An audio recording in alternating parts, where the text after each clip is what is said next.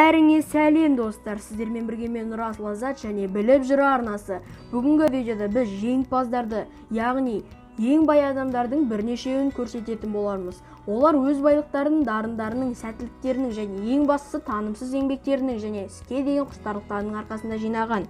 Видео басталмас бұрын лайк басып арнама тіркелуді ұсынамын. Ал ендеше видеомызға кеттік. Бен мен Джерри 1951 жылы туған. Бен Коэн мен Джерри Гринфилд мектепке бірге барған. 27 жасқа келгенде олар балмұздақ жасап сататын өз бизнестерін ашуға бел байлады. Олардың сәттілік формуласына жергілікті ингредиенттерді пайдалану мен бағыныштыларына көп жалақы төлеу кіретін. 2000 жылы олар компанияларын $326 миллион сатты. Ал қазір олар белсенді түрде қайырымдылықпен айналысады. Тайгер Вудс 1975 жылы туған. Гольф ойыншысы Тайгер Вудс бір жылда $100 миллион табыс тапқан тарихтағы ең бірінші спортшы. Ақша оған турнирдегі жеңістерінен ғана емес, жарнамаға қатысуынан да келген. Вудстың жастығы мен оның бай тегі, оның бойында афроамерикандық, қытайлық, голландтық, тайлық және американ түстерінің қаны бар. Оған сүйкімділік қосады. Ол әлемдегі ең бірінші миллиардер спортшы бола алды. Билл Гейтс 1955 жылы туылған. Билл Гейтс компьютерлермен тәжірибе жасауды кішкентай кезінен бастаған. Мектепте оқып жүрген кезінен ақ ол бағдарлама құрудан ақша тапқан. 1975 жылы ол досымен бірге Microsoft-ты құрды. Ол компьютерлерге арналған бағдарламалық қамтамасыздықты жасайтын компания.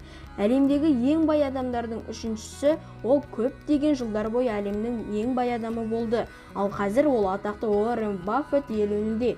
Гейтс жақын арада еңбек демалысына шығады, сөйтіп бар уақытын қайырымдылыққа арнайды. Ричард Брэнсон 1950 жылы туылған. Британ кәсіпкері Ричард Брэнсон жүздеген компанияларды ашқан. Ол өзінің Virgin Atlantic авиакомпаниясымен және ескекпен есу жарысымен әуе шарында ұшудан әлем рекордшысы ретінде танымал. 2007 жылдың ақпанында Брэнсон Virgin Years Challenge бағдарламасын жариялап, онда жаһандық жылынуға жол бермеуге жақсы идея ұсынған адамға немесе ұйымға $25 миллион сыйақы беруге уәде етті. Чарльз Шульц 1922 жылы туылып, 2000 жылы дүниеден озды. Снуппи, Чарли Браун және Титіндейлер компанияларының ойлап тапқан суретші-мультипликатор Чарльз Шульц. Бұл комикстер үзіліссіз 50 жыл бойы көрсетіледі және 75 елдің 2600 газетінде басылды. Снуппи Шульцті байытты және осы мультфильмдегі күшік әлі күнге дейін ақша табуын жалғастыруда.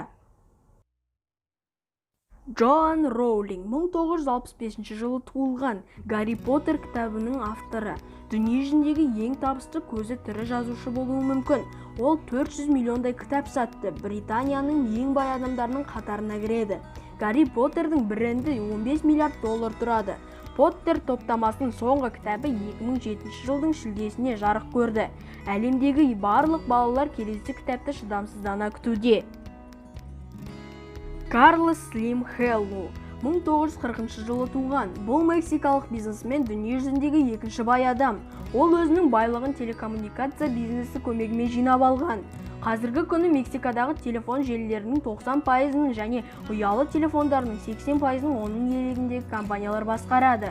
Америка Мобил, оның жекеменшігіндегі ұялы телефон компаниясы бүкіл Латин Американың 100 миллионнан астам пайдаланушыларына қызмет көрсетеді.